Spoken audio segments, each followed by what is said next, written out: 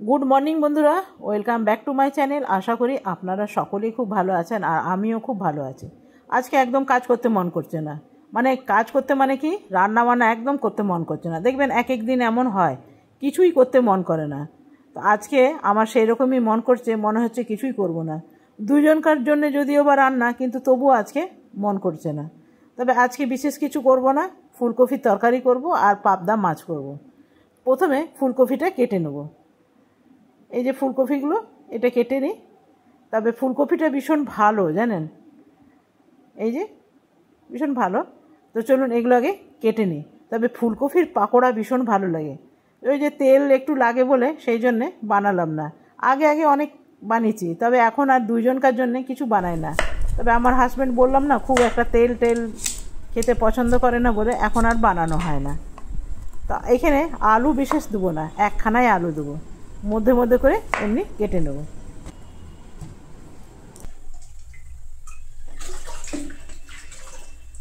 ভাতটা বসিয়ে দিলাম, বানিয়ে নেব আলু ফুলকপির তরকারি। ফুলকপিগুলো ভালো করে জল দিয়ে ধুয়ে নিই। আমার একটু ফুলকপি বড় ভয় লাগে, মনে হয় ফুলের ভেতরে যদি পোকা থাকে। তো আরেকবার ভাবছি গরম জল দিয়ে ধুয়ে নেব, তাহলেই হয়ে যাবে। আর এই দেখুন পাবদা মাছ, দেখছেন? আমার ঘরে খালি পাবদা মাছই দেখতে পাবে। আমার হাজব্যান্ডের খুব প্রিয় পাবদা মাছ। আপনাকে একদিন বলেছিলাম না, হাজব্যান্ড বাজারে গেলে এই পাবদা মাছ আনবেই। তো এই দেখুন, আবার আজ সকালে গেছে পাবদা মাছ নিয়ে এসছে। আমি রান্না করতে করতে হায়রান হয়ে যাচ্ছে। একই মাছের বাছ বিচার আছে, তো সব মাছ খায় না, তো ওই জন্যই পাবদা মাছটা পছন্দ করে। যেমন শোল মাছ খায় না, আড় মাছটা খায়। বোয়াল মাছ তো আমাদের কেউ খায় না। আর অনেক মাছ আছে এরকম, শঙ্কর মাছ খায় না, তারপরে গ্রাস কাপ খায় না। কি খাবে? তো এগুলোই খাবে। এই যে বিনা মশলা রান্নাটা পছন্দ করে। মশলা টশলা সর্ষে বাটা যদি দিয়ে দিই না, তো বলবে কি ভালো হয়নি, বাজে হয়েছে মাছ রান্নাটা। ঠিক আছে, বাজের খাতায় নাম ফেলে দেয়।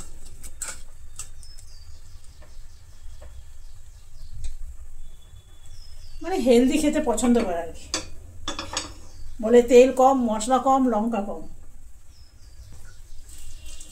কে দেখবে বলুন? ইউটিউবে এইসব লোক পছন্দ করবে? তেল দেওয়া, দুনিয়া কাজু কিশমিশ নারকেল এসব দেওয়া, এগুলো পছন্দ করে। দিয়ে দিলাম মাছ। এই মাছ অনেকবার আপনাদের সাথে শেয়ার করেছি। এই মাছের রান্না আপনিও দেখতে দেখতে বিরক্ত হয়ে যাবেন, আর আমিও দেখাতে বিরক্ত হয়ে যাব। কি করব বলুন? তো ওই দুটো ভেজে নিলাম, আবার এই দুটো ভেজে নিই। তবে খেতে ভালোই লাগে জানেন, কাঁটা টাটা নেই তো। এর মধ্যেই ভাবছি পাশে দুটো টমেটো দিয়ে দিই, এগুলোও ভাজা হয়ে যাবে সাথে সাথে। মাছের সাথে সাথে টমেটোগুলো ভাজা হয়ে যাবে। আর টমেটো এরকম ভেজে দেবেন না, তো তরকারিটা ভীষণ টেস্ট হয়। তো মাছগুলো ভাজা হয়ে গেছে, দিয়ে দিলাম একটু কালো জিরে। আর টমেটোগুলো খুব সুন্দর ভাজা হয়ে গেছে, খুন্তি করে দেবো ম্যাশ। আপনারাও এরকম টমেটো ভেজে দেবেন, দেখবেন তরকারিটা আরও ভালো টেস্ট হয়ে গেছে। এরপরে দিয়ে দেবো জল, যেহেতু মশলা টশলা দেবার পাট নেই সেহেতু দিয়ে দিলাম জল। এরপরে দিয়ে দেবো নুন, হলুদ, দিয়ে দেবো সাথে দুটো কাঁচা লঙ্কা। ফুটে উঠেছে, এরপরে মাছগুলো দিয়ে দিলাম। মাছ রান্না আমার রেডি, চট জলদি। দেখুন কি সুন্দর লাগছে। এরপরে বসিয়ে নেব ফুলকপিতে দিলাম 5 ফোড়ন। এরপরে প্রথমে আলুগুলো ভেজে নেব। সামান্যই আলু দিয়েছি, খুব বেশি দিইনি। তবে নতুন আলু যখন উঠবে না, সেই আলুটা খেতে কিন্তু বেশি টেস্ট লাগবে। সাথে দিয়ে দিলাম ফুলকপি। প্রথমে আলুগুলো একটু ভেজে নিলাম। এরপরে দিয়ে দেবো এরপরে দিয়ে দেবো একটু কাশ্মীরি লঙ্কা। তাহলে কি হবে না, কপিগুলো যখন ভাজা হবে দেখতে খুব সুন্দর লাল লাল হবে। এরপরে একটু টমেটো গ্রেট করে নিচ্ছি, তাহলে গ্রেভিটা ভীষণ ভালো হবে আর টেস্টও ভালো হয়। এর মধ্যে দিয়ে দিলাম, আর ফুলকপিটা ভাজা হয়ে গেছে, সঙ্গে দিয়ে দিলাম একটু জিরে, আদা আর গরম মশলা, শুকনো লঙ্কা একসাথে বাটা আছে। আর দেখুন এটা খুব সুন্দর ভাজা হয়ে গেছে। এরপরে দিয়ে দেবো জল, দিয়ে দিলাম একখানা কভার।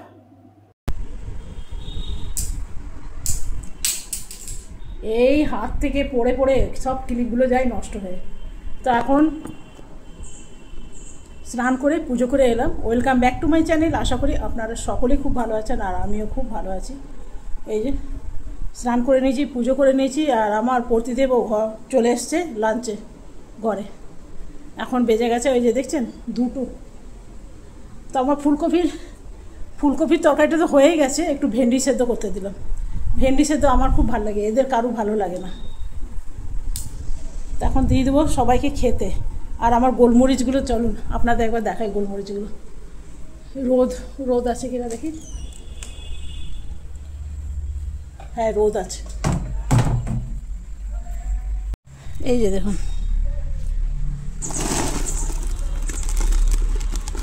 অনেকটাই শুকিয়ে গেছে আর অনেকটা কালো কালো হয়ে এসছে। আর এই দেখুন অপরাজিতা কি সুন্দর একটা তুলসী গাছের উপরেই ফুটেছে। তুলসী গাছ হলো নারায়ণ, তো নারায়ণের উপরে সাদা ফুলের গাছ, এর চেয়ে ভালো কি হতে পারে। বিড়ালটারও খিদে পেয়ে গেছে, ওকে খেতে দিতে হবে। তো চলুন আমরা খেয়ে নিয়ে তারপর ফিরে আসছি। গরম। এই যে দেখুন ভেন্ডি সেদ্ধ। আজকের আমার ফুলকপি দেখুন দেখতে কি সুন্দর হয়েছে, খেতেও ভালো হয়েছে। ভেন্ডিগুলো হালকা আমি তেল দিয়ে একটুখানি ভেজে নিলাম, তাহলে খেতে আরও বেশি ভালো লাগবে। তো চলুন বন্ধুরা আমরা খেয়ে নিই। ভীষণ রোদ, এই রোদে ক্যামেরা করা চারটিখানি কথা না, ফোকাসই করতে চায় না। তো খেয়ে নিয়ে ফিরে আসছি। তো দেখুন এত কাপড় এখন আমাকে গোছাতে হবে, আর ইনি বাবু যাচ্ছেন এখন অফিসে। আমাদের খাওয়া হয়ে গেল আলু ফুলকপির তরকারি, আর সাথে তো দেখলেনই ছিল পাবদা মাছ। তবে আমার হাজব্যান্ড আজকে খেয়ে না খেয়ে অফিসে বেরিয়ে গেল, বললো মিটিং আছে। আজকে আর রেস্ট করতে পারলো না। অন্য দিন হলে খাওয়া দাওয়ার পর 10-15 মিনিট পরেই যায়। তো চলুন আবার বিকেলে দেখা হবে আপনাদের সাথে। গুড ইভিনিং বন্ধুরা, এখন বেজে গেছে সন্ধে 6টা। আমি সন্ধেও দিয়ে দিলাম, আর আমার গোপালের সাথেও একটু আপনাদের দেখা করে দিলাম। গোপালের সাথে অনেক দিন আপনাদের দেখা সাক্ষাৎ হয় না। তো আজকে এখন বানাবো পায়েস। অনেক দিন ধরে আমার হাজব্যান্ড বলছিল একটু পায়েস করার জন্য, সেই জন্য করে দেবো পায়েস। প্রথমে কড়াইয়ের মধ্যে না একটু জল দিয়ে দিলাম, তাহলে কি হবে, দুধটা যখন ঢালা হবে না তখন কড়াইয়ের নিচে লেগে যাবে না। এখন বসিয়ে নেবো চা একটুখানি, দিয়ে দিলাম চিনি, এরপরে দিয়ে দেবো চা পাতা। এই চা পাতাগুলো একটু ফুটতে দিতে হবে জানেন, তাহলে কিন্তু ভালো হয়। এরপরে বানাবো একটু বিকেলের নাস্তা। এইখানে একটু চাটনি বানাচ্ছি, নারকেল আর এটা রোস্টেড ছোলার ডাল, চানা ডাল, আর একটু দেবো আমচুর, আর দিলাম কাঁচা লঙ্কা। ব্যাস,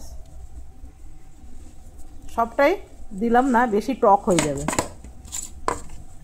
এটা একটু সামান্য দেবো জল দিয়ে এটা পিষে নেব। তো দেখুন এটা আমার পেশা হয়ে গেছে, এই যে। আর এটা এদিকে আমার পায়েসটাও কিন্তু রেডি হয়ে গেছে।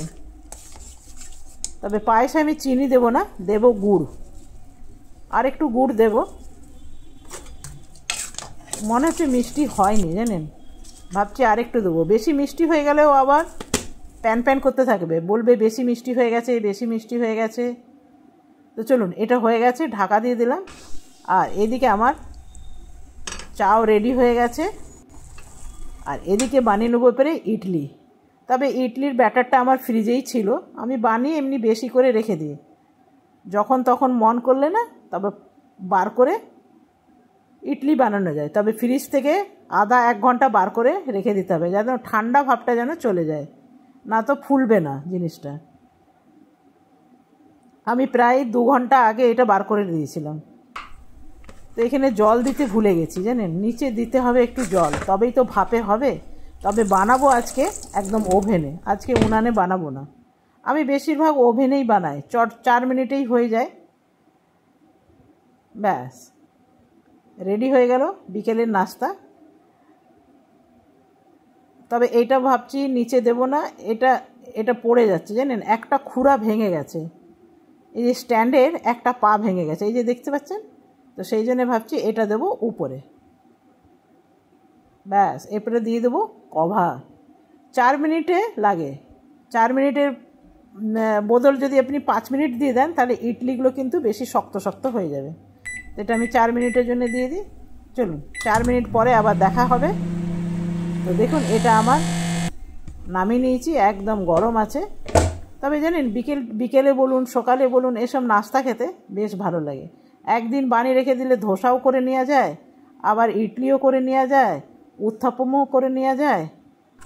তো চলুন এটা দিয়ে আসি হাজব্যান্ডকে। বিছনায় ফেলো না, আজকে চাদর বদলানো হয়েছে। খাবার পেলে অমনি করে, একটা রান্না করে তো হেল্প করার নাম নেই। দাও কাপ দাও, চা আছে তো।